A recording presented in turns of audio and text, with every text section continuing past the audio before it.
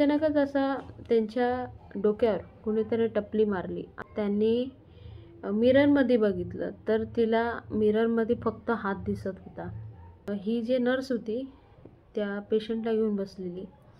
आता पेशंटला घेऊन बसल्यानंतर जेव्हा ते डॉक्टर आले तर ते बोलले, तू एवढा टाईम बसली कशी असं घेऊन? तर बोलले का काय झालं? तर ॲक्च्युली ते जे पेशंट होतं त्यांनी तिथं जीव सोडलेला. तिच्या खांद्यावर असं डोकं म्हणजे असं ठेवलेलं आणि तिथं त्या पेशंटचा जीव गेलेला. तर डॉक्टर बघितलं आणि डॉक्टर मग बोलायला लागले की अरे ह्या पेशंटचा तर जीव गेलेला आहे तुझ्या खांद्यावर डोकं ठेवून. तर तेव्हा ती एकदा खूप घाबरली. नमस्कार, एक सत्य घटना चॅनलवर तुमचं सर्वांचं स्वागत आहे आणि सर्वांना नमस्कार. तर आजची स्टोरी हॉस्पिटलमध्ये एका नर्स संगती घडलेली स्टोरी आहे आणि ही जी स्टोरी आहे ती खूप भयानक आहे. कुठे न स्किप करता एंडपर्यंत बघा. तर आजची स्टोरी जी नर्स असते तिला एक दिवशी नाईट शिफ्ट भेटली हॉस्पिटलमध्ये आणि हॉस्पिटलमध्ये नाईट शिफ्ट भेटली आणि ते डिलेवरी सेक्शनमध्ये होते. तर एक जे लेडीज होती त्यांचे म्हणजे नॉर्मल डिलेवरीचा टाईम झालेला म्हणून हे जे नर्स होते ते थांबलेले आणि त्यांची डिलेवरी झाली.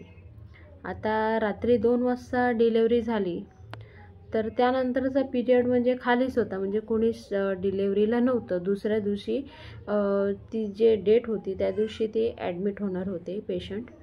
तर ते बोलले आता बसून काय करू, तर मी आता घरी जाते.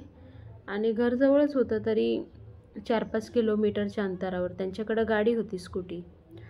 तर त्यांनी ठरवलं की आपण घरी जाऊया आणि घरी जाऊन नंतर परत सकाळी लवकर येईन मी. तर त्यांनी गाडी काढली आणि ते गेले त्यांच्या घरी. रात्री 2:30 वाजलेली घरी जायला आणि हॉस्पिटलमधून निघाले तेव्हा सगळं नॉर्मल होतं. पावसाळ्याचा दिवस होता आणि पाऊस काही नव्हता, पण अर्ध्या रस्त्यात पोचल्यावर रिमझिम पाऊस चालू झाला. मग त्यांनी विचार केला की आता परत साईडला लावू, रेनकोट घालू आणि रोडवर कोणीच नव्हतं, एक पण गाडी नव्हती, एकदम सुमसाम रोड होता. त्यांनी ठरवलं चल जाऊ दे, थोडा थोडाच पाऊस आहे ना तोपर्यंत तर मी घरी पोचेल. तर ते कंटिन्यू त्यांची स्कूटी चालवत होते. तर त्यांना अचानकच असा त्यांच्या डोक्यावर कुणीतरी टपली मारली असा भास झाला. तर त्यांना वाटलं असेल भास झाला आहे असं त्यांना वाटलं. परत 5-1 मिनिटांनी पुन्हा तसंच झालं आणि ते झाल्यानंतर त्यांनी मिररमध्ये बघितलं तर तिला मिररमध्ये फक्त हात दिसत होता. तिच्या खांद्यावर कोणीतरी हात ठेवला आहे आणि ते सतत टपली मारते तसं तिला दिसत होतं आणि हात तिला रिसल मिररमध्ये दिसला. आता ते बघितल्यावर ती घाबरली, पण तिने कुठेच गाडी थांबवली नाही, कंटिन्यू चालवत राहिली आणि घरी पोचली. घरी पोचल्यावर घरी एकटीच असायची, आईवडील गावाला असायचे. घरी गेली आणि झोपली. आता हॉस्पिटलमध्ये तिच्या संगती अशा घटना खूप वेळा घडल्या म्हणून तिला ह्या गोष्टीची सवय झालेली. पण त्या दिवशी ती घाबरल्यामुळे तिला 1-2 दिवस ताप आला आणि ती घरीच थांबली. मग व्यवस्थित झाल्यानंतर हॉस्पिटलला गेली. ह्या गोष्टी हॉस्पिटलमध्ये सुद्धा तिने तिच्या मैत्रिणीला शेअर केल्या. तर ती मैत्रीण जी होती ती बोलायला लागली की अगं रात्रीच्या टायमिंगला असं तू जायचं नाही, आणि ज्या दिवशी तू गेलेली त्या दिवशी अमावस्या होती. मी जर असते तर मी तुला नाही सांगितलं असतं, पण त्या दिवशी तिची शिफ्ट वेगळी होती म्हणून ह्यांच्या काही म्हणजे गाठी झाल्या नाही म्हणून तिला म्हणजे ह्या गोष्टी सांगता आल्या नाही. त्यानंतर एक दिवशी पुन्हा तसंच झालं हॉस्पिटलमध्ये. आता एक केस अशी आलेली की 80% जे पेशंट होतं ते भाजलेलं, पूर्ण घरामध्ये आग लागलेली त्यामुळे भाजलेलं होतं ते पेशंट पूर्ण. तर 80% भाजलेलं आणि तसं पेशंट त्यांच्या हॉस्पिटलमध्ये आलं.